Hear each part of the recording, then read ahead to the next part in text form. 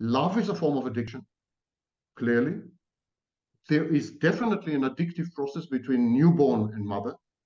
And now I'm talking biology, not psychology. There's no psychology at this age. So it seems that addiction predisposes us to social connections, on the one hand, getting attached and bonded not only to human beings, but also to objects or whatever.